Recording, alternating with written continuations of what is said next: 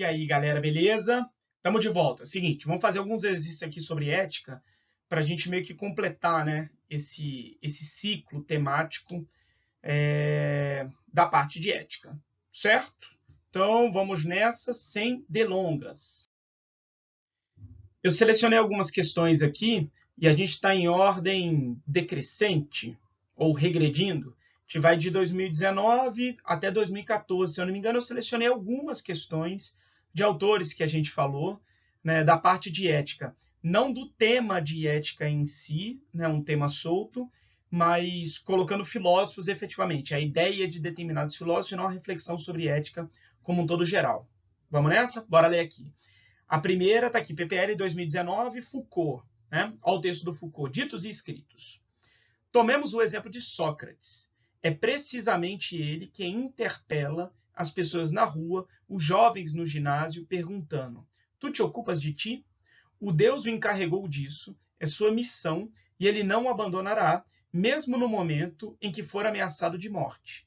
Ele é certamente o homem que cuida do cuidado dos outros. Esta é a posição particular do filósofo. O fragmento evoca o seguinte princípio moral da filosofia socrática, presente em sua ação dialógica. Né? A. Examinar a própria vida. B. Ironizar o seu oponente. C. Sofismar com a verdade. D. Debater visando a aporia.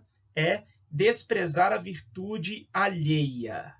E aí? Eu acho que pelo texto fica bem claro, óbvio, não só conhecendo a filosofia socrática, mas pelo texto, letra A, beleza? Ah, eu marquei com uma cor muito legal, né? Que aparece muito. Então eu vou mudar. E agora não funcionou nada. Que lástima, né? Mas é a letra A. Olha só. Lembra que o Foucault, na ética dele, né? Aquela ética de uma estética da existência e de um cuidado, né, consigo mesmo, ele busca inspiração nos filósofos gregos. Sócrates, obviamente, mesmo porque o Sócrates foi referência até para as escolas helenísticas.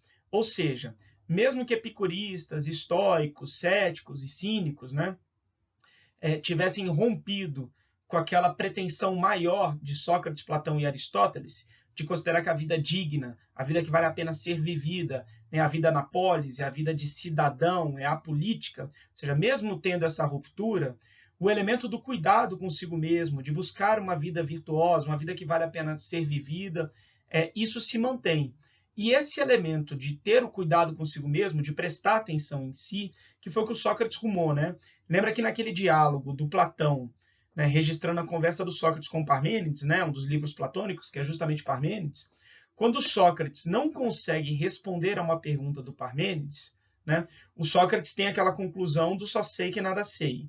E aí, de acordo com um amigo dele lá, o Querofonte, que vai até o oráculo de Delfos, e ao perguntar quem seria o homem mais sábio da Grécia, né, ele responde que é o Sócrates se lembra da inscrição que estava lá no oráculo de Delfos. O oráculo não disse, essa é uma inscrição que estava no oráculo, que é o conhece-te a ti mesmo. E esses dois elementos, né, de como eu conheço a mim mesmo, eu sei da minha ignorância, é por isso que eu sou sábio. Ou seja, essas várias pessoas que se dizem sábias, né, não conhecem os próprios limites, não sabem a própria ignorância. Ou seja, o Sócrates é a figura que cultiva a si mesmo, que tem cuidado consigo mesmo. É disso que a filosofia dele vai se tornar. E é isso que, de alguma forma, ele leva para os outros, que o Foucault está reconhecendo e que o Foucault está se inspirando, né, dentro desse universo maluco que a gente vive, né, e que o Foucault, né, foi um vivente, presenciou. Ou seja, da gente ser artista da nossa própria vida, a ideia de uma estética da existência, algo que o Foucault pega do Nietzsche, né? O Nietzsche tinha essa colocação, e a partir disso você desenvolver uma ética do cuidado com si, né? Ou seja, eu só tenho condição de me resgatar, né? Porque eu nunca me abandonei, eu estou aqui. O detalhe é que eu paro de prestar atenção em mim, beleza? Agora, olha só as outras alternativas, como é que o examinador usou elementos da filosofia socrática, mas obviamente distorcendo para proporcionar distratores, né? Ironizar, ironia era um método socrático, né? Que é a simulação da ignorância, que aí ele vai arrancando mais informação, né, do seu interlocutor, até que o interlocutor, em determinado momento, cai em contradição, percebe a própria ignorância, como o próprio Sócrates percebeu, e agora essa pessoa, né, está pronta para ir em direção ao conhecimento, à noção de maiêutica. Mas veja que é diferente usar a ironia como método do que ironizar o oponente, né? Aqui está colocado de uma maneira vulgar e não como um método filosófico aplicado pelo Sócrates, percebe? Né? Sofismar com a verdade. O Sócrates foi acusado por vários dos seus detratores de ser um sofista. Ele não era um sofista, ele era contra os sofistas. O Sócrates acreditava na verdade, né? Tanto que o próprio Foucault lembra isso no texto, né? Nesse trechinho que está aqui. Ele foi colocado pelos deuses com aquela missão. Ou seja, é o oráculo, né, através lá da pitonisa, né, que era a sacerdotisa que incorporava, né, o oráculo, incorporava os deuses, é o oráculo que diz que ele é o mais sábio e, de alguma maneira, dá essa missão para ele. Né? Então, Sócrates acredita na verdade. Agora, por ser consciente da própria ignorância e por saber que a busca da verdade é interna, ele não diz, o que não quer dizer que ele não acredita, são coisas diferentes. Os sofistas sofista, né, é uma postura filosófica válida, né? Eles ficaram, óbvio, conhecidos de maneira pejorativa, né? Mas é uma postura filosófica válida, é aquilo que o Sócrates foi acusado dentro da noção pejorativa do que é ser sofista. Tudo bem? A outra é debater visando a aporia, né? Debater visando o silêncio filosófico. Não é debater visando o silêncio, esse não é o objetivo. O objetivo é fazer o interlocutor, assim como ele, concluir a própria ignorância, para assim buscar a verdade que já está em si mesmo, né? Que é aquela noção das vidas passadas, né? A noção de que o conhecimento está ligado à memória, né? A reminiscência, a teoria da reminiscência. Então, o objetivo não é o silêncio. O silêncio é uma postura filosófica, mas não é o objetivo, né? E o desprezar a virtude alheia, aí óbvio que não, está completamente fora. Beleza? Então, aqui, letra A de amor, né? Vamos nessa. Ó, galera, questão da última prova, 2019, aquela outra foi do PPL, né? Essa aqui da aplicação ampla mesmo, né? Santo Agostinho, o livre-arbítrio, é um livro do Santo Agostinho, tema fundamental dentro da filosofia agostiniana. Vamos para o texto, ó. De fato, não é porque o homem pode usar a vontade livre para pecar que se deve supor que Deus a concedeu para isso. Há, portanto, uma razão pela qual Deus deu ao homem esta característica, pois sem ela não poderia viver e agir corretamente. Né? Pode-se compreender, então, que ela foi concedida ao homem para este fim, o fim de viver corretamente. Tadadã, cadê? Considerando-se que se um homem a usar para pecar, recairão sobre ele as punições divinas. Então, o livre-arbítrio é o que permite com que a gente viva corretamente, e caso a gente não use o livre-arbítrio, né, para as coisas que são corretas, orientadas para Deus, aí a gente peca e pode ser punido. Né? Se por um acaso o livre-arbítrio fosse criado por Deus para a gente poder pecar, Deus não poderia punir a gente. Porque se o livre-arbítrio, né, foi criado por Deus para a gente também poder pecar, e eu faço isso, ele não pode me punir, já que eu agi de acordo com o propósito do livre-arbítrio. Então, o livre-arbítrio é para que eu possa fazer o correto. Mas se eu fizer algo errado, e aí está dentro da minha liberdade, eu serei punido. E assim você faz as diferenças, você responsabiliza as pessoas. Elas estão agindo livremente, né? Embora o livre-arbítrio, o objetivo dele seja agir de maneira correta. Né? Você pega a eletricidade é criada para um fim. Você pode usar ela para outro? Pode. Aí você está usando de maneira incorreta. Então, não é porque ela foi criada com um fim que você não possa usar para outro. Ali está a sua liberdade. Mas se você usar, você está fazendo merda. Né? E aí, você pode ser punido pela própria eletricidade, inclusive. Né? Toma um choque, Zé Ruela. Né? Ora, isso seria injusto se a vontade livre tivesse sido dada ao homem não apenas para agir corretamente, mas também para pecar. Foi o raciocínio que a gente acabou de fazer. Né? A gente concluiu. Na verdade, por que deveria ser punido aquele que usasse da sua vontade para o fim para o qual ela lhe foi dada? Se o livre-arbítrio é dado tanto para agir correto quanto para pecar, eu posso fazer qualquer um dos dois, eu não vou ser punido, porque é para esses dois fins, não é para um fim. Se eu fizer o outro, a escolha é minha, mas aí eu posso ser punido. né? Lembra que para o Santo Agostinho, o pecado, a maldade, né, é fruto da ausência de Deus, né? O pecado, a maldade é um não ser, não é algo que é fruto da ausência, beleza? Bom, nesse texto, o filósofo cristão Agostinho de Hipona sustenta que a punição divina tem como fundamento o A. Ou seja, qual é o fundamento para que Deus puna aquela pessoa, né? A. Desvio da postura celibatária. Parece muito restritivo, né? Não é só para isso, né? É quando a minha autonomia, quando a minha vontade não age de maneira correta, né? B. Insuficiência da autonomia moral. Aqui já tem mais cara, né? Ou seja, eu sou autônomo para decidir sobre o certo e errado, né? Como a maldade para ele, como o pecado é a ausência, então a noção de insuficiência. Tem cara disso aqui, né? C. Afastamento das ações de desapego. Também parece muito restritiva, né? O mesmo problema da letra A. Não é só a questão do desapego, né? Envolve várias outras coisas. D. Distanciamento das práticas de sacrifício. Também muito restritivo, né? Violação dos preceitos do Velho Testamento. Do Novo tá de boa, né? O livro que fala sobre a vida de Jesus, esse aí tá descartado. Você pode desobedecer numa boa. Então, letra B mesmo. Você percebeu que os 4 distratores, né, têm o mesmo problema, que é serem restritivos, né? Estão colocando aqui apenas para isso. O celibatário, o desapego. Não, é algo mais amplo. É quando a minha autonomia, quando a minha liberdade age de maneira insuficiente, portanto, peca pela falta, né? Pela negação. Lembra que em filosofia positiva é presença, negativo é ausência, né? Então, a minha autonomia foi de maneira insuficiente e eu acabei pecando, portanto, Deus pode me punir, né? Eu estou usando de maneira incorreta a minha autonomia, a minha liberdade, justifica a punição por conta do pecado. Beleza? Certinho? Vamos nessa. E aí, galera, bora pro Kant agora, 2017. Texto. Tá lá no Fundamentação da Metafísica dos Costumes, né? Livro junto com a Crítica da Razão do Juízo em relação aos elementos morais, né? Na Crítica da Razão do Juízo, não. O juízo é a estética. A Crítica da Razão prática. São os elementos morais, éticos. Olha o texto do Kant. Uma pessoa vê-se forçada pela necessidade a pedir dinheiro emprestado. Sabe muito bem que não poderá pagar, mas vê também que não lhe emprestarão nada se não prometer firmemente pagar em prazo determinado, né? Então eu sei que eu não vou conseguir pagar, mas se eu não falar que vou, não vou me emprestar o dinheiro. Então eu vou lá e você pode pagar? Posso, eu pago. 2 meses. O dinheiro vai estar aqui, doutor. Homem de palavra, né?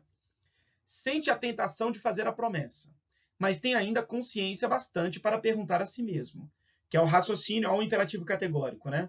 Não é proibido e contrário ao dever livrar-se de apuros desta maneira? Admitindo que se dedica a fazê-lo, a sua máxima de ação seria, ou seja, na lógica do imperativo categórico, né, o que ele vai concluir, né? Quando julgue estar em apuros de dinheiro, vou pedi-lo emprestado e prometo pagá-lo, embora saiba que tal nunca sucederá. Ou seja, essa máxima, né, esse imperativo, ele está de acordo com a ética? Ele está de acordo com o imperativo categórico?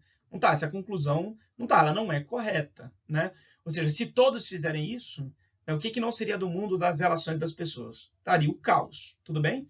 Então, esta conclusão, ela não está de acordo com o imperativo categórico, né? Vou pedir dinheiro emprestado, né? Mesmo sabendo que eu não posso pagar, mas como eu preciso do dinheiro, eu faço mesmo assim, eu vou lá e prometo, né?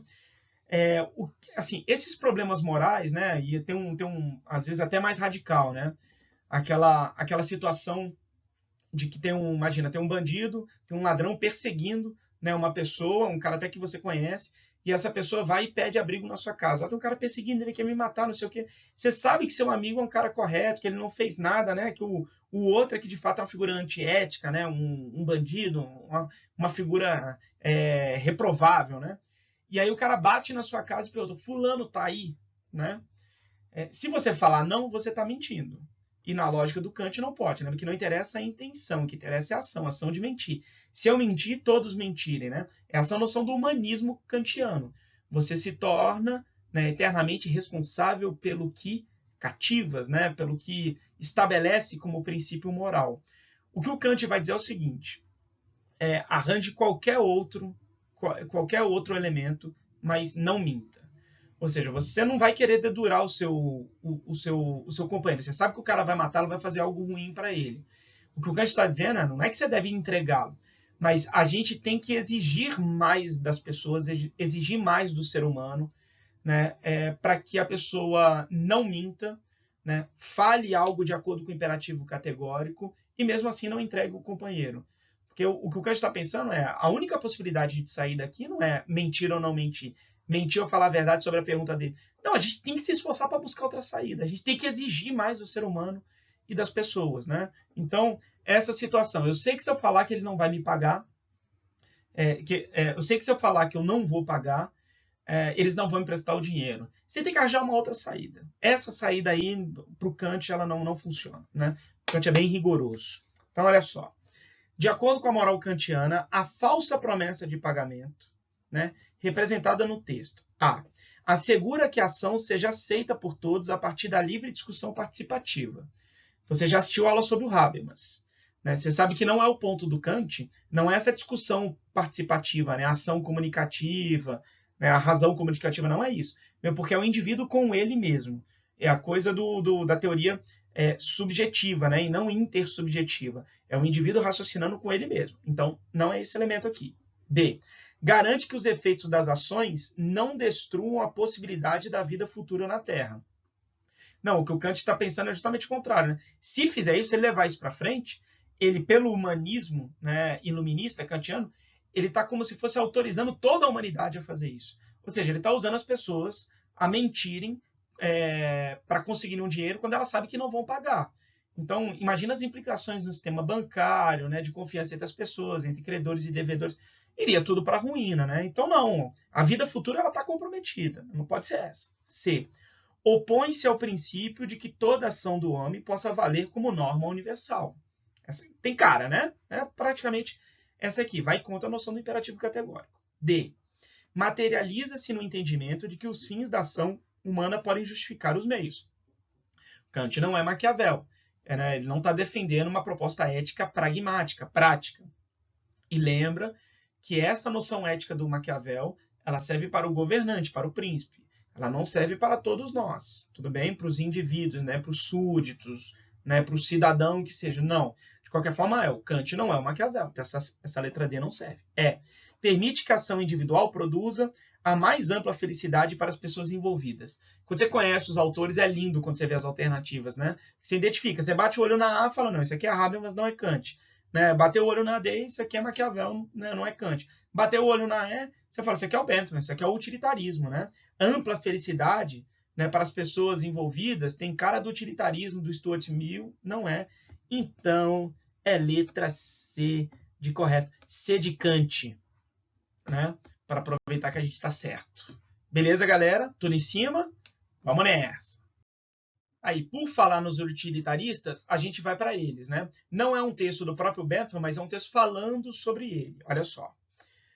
Enem 2017. A moralidade, Bentham exortava, não é uma questão de agradar a Deus, muito menos de fidelidade a regras abstratas. Né? Você vê que tem a cutucada, né, na filosofia medieval, tem a cutucada no próprio Kant, né, em regras abstratas. Não. A moralidade é a tentativa de criar a maior quantidade de felicidade possível neste mundo. Né? Naquela lógica utilitarista, né, de que o ser humano ele vive no embate entre dois deuses, e aí você entende a metáfora, né? Entre a dor e o prazer, né? Entre a felicidade e a infelicidade, a tristeza, né? Então, de causar a maior felicidade. Se faz isso a partir de um cálculo, né? A partir de um saldo, né? Ao decidir o que fazer, deveríamos, portanto, perguntar qual curso de conduta promoveria a maior quantidade de felicidade para todos aqueles que serão afetados, né? E aí você potencializa essas ações que causariam maior felicidade. Eu tento maximizar isso e minimizar a dor. Né? Os parâmetros da ação indicados no texto estão em conformidade com uma fundamentação científica de viés positivista. Acho que não é propriamente isso. Né? B. Convenção social de orientação normativa. C. Transgressão comportamental religiosa. D. Racionalidade de caráter pragmático. Tá aqui, né, galera? Inclinação de natureza passional. Então, é uma racionalidade de maneira prática, pragmática.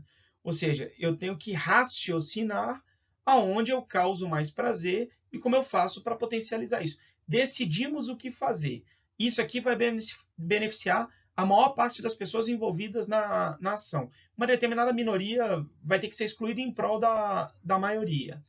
Isso que decidimos fazer. Como é que eu potencializo o prazer, o que vai causar o maior grau de felicidade, né? Ou a utilidade, né? Como dizia o Bentham. Então, não tem a ver com uma lógica positivista, né? Cientificista.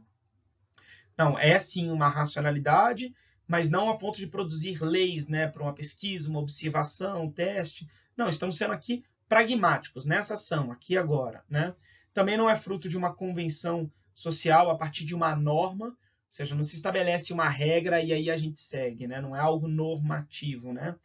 Também não é uma transgressão comportamental religiosa. Ele tentou pegar uma cilada no texto, né? Ou seja, ele está dizendo que o elemento ético não é tentar agradar a Deus. Não quer dizer que a gente tem que transgredir um comportamento religioso. É diferente. Eu estou alterando a minha premissa ética. Eu estou alterando o meu paradigma ético, né? Não quer dizer que eu tenho que transgredir os elementos religiosos, não se trata disso. E também não é uma inclinação de natureza passional, né? Como os outros fazem, né? E eu acho que fica aqui de maneira passiva, não tem nada a ver com isso. Então, letra D, uma racionalidade ativa, né? Que é maximizar, né, esse saldo entre o prazer, a dor, a felicidade, a infelicidade, naquilo que vai servir para a maior parte das pessoas, né? A filosofia utilitária. Beleza? Certo? Vamos nessa. E aí agora a gente chega ao John Rawls, né? Um liberal, mas que era crítico dos utilitaristas. Então, essa sequência aqui é boa, né? Porque engata um criticando o outro, né? Vamos lá. E nem em 2017 também, ó. Uma sociedade é uma associação mais ou menos autossuficiente de pessoas, e aqui já tem a crítica aos utilitaristas, né? A sociedade não é apenas um agregado de indivíduos, né? A sociedade é uma associação. Se as pessoas estão ali, né, porque viver em coletividade, né, traz mais possibilidades, né, traz mais benefícios do que viver de maneira individual. Coisas que nós fazemos de maneira coletiva, que eu consigo mais fácil, ou que se eu tivesse sozinho eu praticamente não conseguiria, né? Então é uma associação, não é apenas um agregado, né? Então, mais ou menos autossuficiente de pessoas que em suas relações mútuas reconhecem certas regras de conduta como obrigatórias e que na maioria das vezes agem de acordo com elas. Uma sociedade é bem ordenada não apenas quando está planejada para promover o bem de seus membros, mas quando é também efetivamente regulada por uma concepção pública de justiça. Isto é, trata-se de uma sociedade na qual todos aceitam e sabem que os outros aceitam o mesmo princípio de justiça. Lembra que o Rawls considerava que as noções de justiça, os conceitos de justiça, na modernidade, né, ou seja, do século XIX para frente, eles são plurais e são inconciliáveis. Mas nós podemos estabelecer determinados princípios de justiça, que é ele como um contratualista, né, vamos dizer assim, um neocontratualista, promove com aquela noção da posição original, né, onde cada um de nós tem que se imaginar numa posição onde você não, lembra, você não se conhece, você não conhece os seus atributos psicológicos, seus atributos físicos, seus atributos sociais, e você tem que estabelecer determinados princípios de justiça que vão regulamentar a vida em sociedade dali para frente. E aí o Rawls considera que dentro desses princípios teriam noções de equidade. Ou seja, como eu desconheço o meu futuro, eu vou fazer aquela aposta moderada, né? E aí ele se inspirou naquela teoria dos jogos. Lembra, na aula, inclusive, até a gente deu o exemplozinho do jogo da velha, né? Ou seja, quando eu estou naquela situação onde um empate é o melhor entre os piores, eu vou no empate, né? Racionalmente, eu vou por aí. Então, nessa situação de posição original, eu não sei qual vai ser a minha situação futura, eu desconheço as minhas características, eu não sei se eu nasci num país, né, que tem uma boa situação ou não, se eu nasci num berço de ouro ou não. Então eu vou numa situação, numa aposta moderada, de maneira racional, num princípio de equidade, né? E assim se estabelecem princípios de justiça. Tudo bem? Então olha só. A visão expressa nesse texto do século XX remete a qual aspecto do pensamento moderno, né? A relação entre liberdade e autonomia do liberalismo, O Rawls é um liberal e ele está tentando salvar o liberalismo nesse cenário de neoliberalismo, de crítica à democracia, de crítica ao cenário liberal, sendo que ele é um herdeiro, portanto, desses contratualistas liberais. Ele é um herdeiro do iluminismo, um herdeiro, né, da Revolução Francesa. E ele está tentando articular liberdade e igualdade, né? Então, liberdade e autonomia. A resposta é por aí mesmo, né? B. A independência entre poder e moral do racionalismo. Ele está dentro do liberalismo e não está falando de independência entre os elementos do racionalismo, os elementos do liberalismo. Ele está falando de articulação, harmonia entre eles, e não separação entre eles. C. A convenção entre cidadãos e soberano do absolutismo, né? Não está dentro da lógica absolutista, né? Porque ele está falando ali de indivíduos que vivem numa associação mais ou menos autossuficiente, ou seja, não tem essa relação hierárquica, né, de um absolutista por outro. Porque se é convenção, já não pode ser dentro do absolutismo, né? Ou seja, como é que é a convenção entre cidadãos e o soberano absolutista? Né? Na lógica absolutista é hierárquia, de cima para baixo, né? D. Então, a própria alternativa é contraditória. D. A dialética entre indivíduo e governo autocrata do idealismo. Fez uma miscelânea também, né? Ou seja, autocrata, o governo autocrata remete a absolutismo, remete a totalitarismo, né? Ou seja, numa lógica idealista, o idealismo é autoritário, o idealismo é autocrático, uma miscelânea, não tem nem muito sentido a alternativa. É a contraposição entre bondade e condição selvagem do naturalismo. Você vê, ele tentou pegar de como ele é um herdeiro do contratualismo, ele tentando falar dessa condição selvagem, como se fosse do bom selvagem, não é nada disso. Ele é um herdeiro do contratualismo, mas o tipo de contrato social que ele propõe é diferente daqueles outros contratualistas clássicos, modernos. Ele não está falando do estado de natureza, ele está falando da posição original, né? Então tem a ver com a letra A, né? Aqui teria que conhecer um pouco do Rawls para você fazer com segurança. E se você conhece o Rawls, você marca numa boa. Você sabe o que ele está tentando articular, você sabe que ele é uma figura que está tentando salvar o liberalismo, que ele é um filósofo, né, liberal, o primeiro grande filósofo, né, não europeu, ele é estadunidense, beleza? Ligado lá a Harvard, né? Então, vamos nessa. Podemos? Letra A. Aí, por fim, a gente vem para o Habermas. Ou seja, se o Rawls está tentando, de alguma maneira, salvar o liberalismo das suas críticas, né, e também não descambar, né, para a proposta neoliberal, o Habermas está tentando, de alguma forma, salvar a democracia. Né? E aí, vamos para o texto. Ó. Uma norma só deve pretender validez quando todos os que possam ser concernidos por ela cheguem ou possam chegar, enquanto participantes de um discurso prático, a um acordo quanto à validade dessa norma. Você vê, aqui tem um discurso prático, são as pessoas conversando, tentando se acertar, debatendo, usando o discurso. Ou seja, não é a lógica solipsista, né, de um sujeito isolado kantiana. Aqui ele fala em todos, então também não é a maioria, tem uma crítica ao utilitarismo. E aquele elemento do Habermas de usar a racionalidade intrínseca à linguagem, né, para promover uma ética, né, porque essa razão comunicativa ela parte do ponto de vista de uma igualdade de condições do debate, né, de queremos chegar a um consenso, quem se comunica quer ser entendido, quer se fazer compreender, né, tem boa vontade com o que o outro está dizendo, né? Então vamos usar aqui de elementos onde promovam um consenso, tudo bem? Então, segundo Habermas, a validez de uma norma deve ser estabelecida pelo...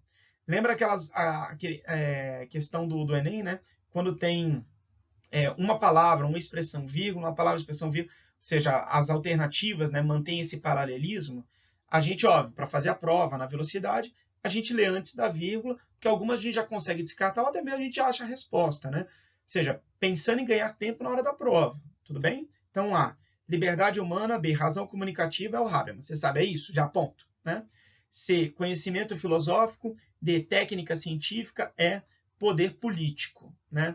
Então, liberdade humana poderia fazer parte, tem que ver o que vem depois. Agora, razão comunicativa é uma expressão do próprio filósofo. Então, embora a liberdade humana não esteja longe da teoria dele, a gente vai na alternativa que a gente sabe que é a expressão. Mas a teoria do Habermas, ela busca justamente promover uma libertação do ser humano daquela razão instrumental. Lembra? É uma nova dialética agora, né? Uma dialética entre a razão instrumental, que é típica do sistema, Estado e mais elementos econômicos, da razão comunicativa do mundo da vida, do mundo prático, das pessoas que convivem, né, e se relacionam, né? Seus elementos mentais, né, os elementos sociais, né? Então, a liberdade é algo que se busca, mas do ponto de vista aqui não é a expressão clássica, né? Tem a expressão clássica. Ele fala a liberdade humana que consagra a vontade, né? Não é consagra a vontade, consagra o consenso, a intersubjetividade. Não são apenas sujeitos, é a relação que se monta entre eles, né? Então, razão comunicativa que requer um consenso, é isso que se busca. Não é a vontade, é o consenso, é o entendimento. Seu conhecimento filosófico que expressa a verdade. Não existe aquela a verdade, né? Existe a verdade que está sendo construída. Eu tenho a minha pretensão de verdade, você tem a sua. E a gente vai tentar chegar a um consenso. E você parte do princípio que quando eu estou dizendo algo, eu acredito no que eu estou dizendo. Ou seja, existe uma troca aqui sincera de quem quer se comunicar. É isso que o Habermas está buscando. Não é a técnica científica, né? A técnica científica leva o sistema a tentar colonizar o mundo da vida, enquadrar em prol do lucro, né, em prol de indivíduos alienados, né, aquela influência do Marx. Também não é o poder político, né, que se concentra no sistema partidário. Nada a ver. Razão comunicativa, libertadora, crítica, que busca consenso entre os indivíduos que estão ali de peito aberto, sabe, uma comunicação efetiva, humanizadora, um mundo de barbosinhas, né, de pessoas bem-aventuradas, virtuosas, dispostas ao diálogo e ao entendimento. Estamos precisando muito disso, né? Sem ministérios do ódio. Beleza? Fizemos 6 questões para dar uma revisada em ética, buscando, sobretudo, os autores, né, e os filósofos que foram trabalhados. Beleza, galera? É isso. Sejamos críticos, virtuosos, bondosos, buscando consenso, racional, né? Que o mundo está precisando. Obrigado, valeu, abraço.